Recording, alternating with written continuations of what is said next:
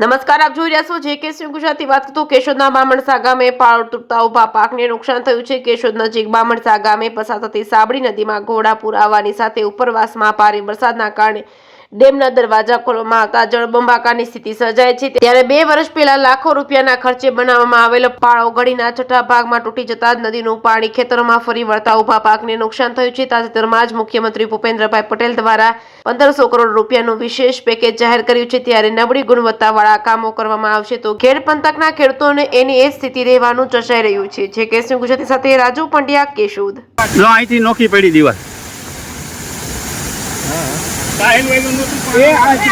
ગયો એ દીવાલ ગઈ, દીવાલ ગઈ, એ ગઈ એ આમ રહેજો, આમ રહેજો. હવે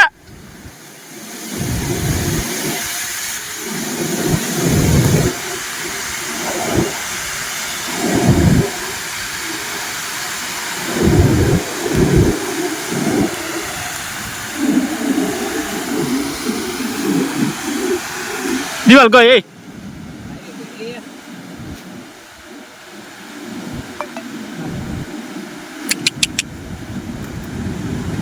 ચાલ ઘેર કહી દે, ઢોર નાનું ઉપર લઈ લે.